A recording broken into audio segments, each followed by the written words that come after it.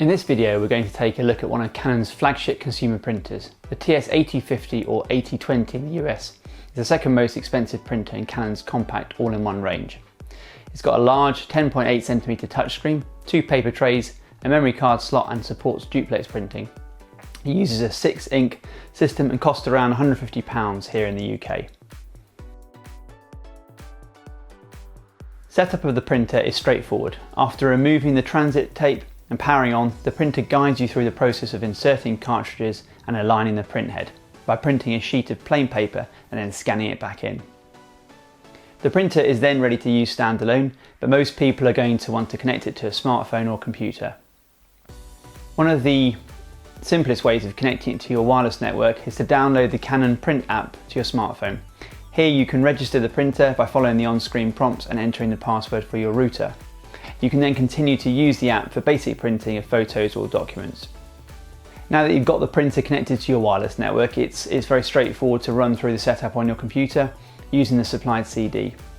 I only installed the basic driver and user manual, but there's other software you can also choose to install if you so wish.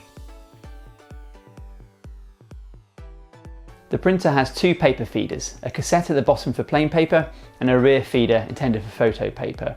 The bottom tray can only hold plain paper, whereas the rear tray can hold both plain paper, photo paper and also envelopes. Both trays can hold up to 100 sheets of plain paper and the rear tray can hold up to 20 sheets of 6x4" photo paper. Although the printer is compact, once you expand the cassette to hold the A4 paper, it then juts out about 4 centimeters. If using the rear tray unfolded, it requires another 11 centimeters behind the printer and the printer gains about 15 centimeters in height. Although if you only store 6x4" photo paper in this rear tray, you can shrink it down slightly. Also, when printing, the front cover angles up and the output tray automatically ejects itself almost 17 centimeters from the front of the printer. This can be manually pushed in when done or can automatically retract when the printer is switched off. But still, it is a compact unit, and if you only need to use it occasionally, it could be shrunk down to its minimum size when not in use. This model doubles the printing resolution of its cheaper siblings to 9600 x 2400 dpi, and as expected, photo print quality is really good. The addition of the grey cartridge benefits black and white prints, but it also adds to the cost of replacement cartridges. In general use, I doubt you'll notice much difference against the 5-ink model. Canon quote 21 seconds for a 6x4" photo print. I measured about 19 seconds with the output tray already ejected and 31 seconds without. Print quality on plain paper varied depending on the paper I tried. Results were really good with HP multi-purpose paper, for instance, but quite fuzzy with some cheap paper from the local supermarket. I couldn't quite achieve the 10 pages per minute for a colour document, but it wasn't far off.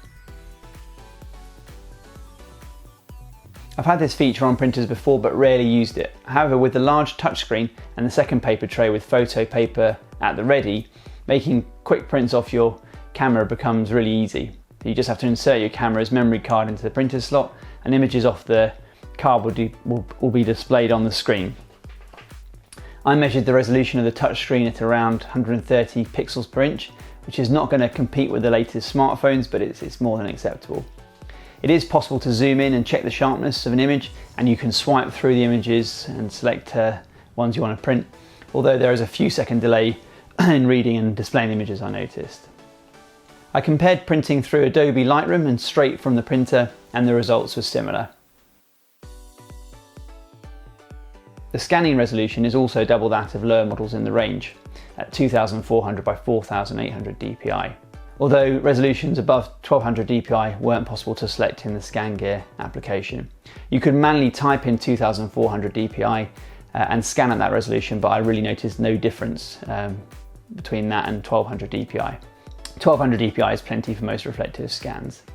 Scanning speeds are good, with preview scans taking 12 seconds and a full page 300 dpi scan taking about 18 seconds. The quality of the scans look good, with accurate colours and decent contrast, and the ScanGear software is very capable. It's never particularly easy to accurately establish running costs, but I used the standardised ink yields quoted from Canon and looked at the current cost of genuine XL cartridges from Amazon and worked out the print cost at 8p or 10 cents per A4 colour and 15p or 19 cents for a 6x4 photo print, which is a lot better than average. Even when you include the cost of Canon's photo paper, 15p or 19 cents for a 6x4 inch, 30p or 38 cents is still less than half the price of prints off one of the many instant printers on the market, and they're also half the size, so really not bad. So overall, I would recommend this printer, but with a few provisos. Firstly, try and get the printer on sale. Even the current discounted price of £150 is too expensive in my opinion. Secondly, only use it with XL cartridges after the included ink runs out. That will really reduce the running cost. And if you want the best print quality on plain paper, try some branded paper like HP's Multipurpose. So I hope you found this review useful. We've also got a written review at thetechnologyman.com if you want to take a look at that. If you have any questions at all, please do ask in the comments below. And thanks for watching, and we'll see you again very soon.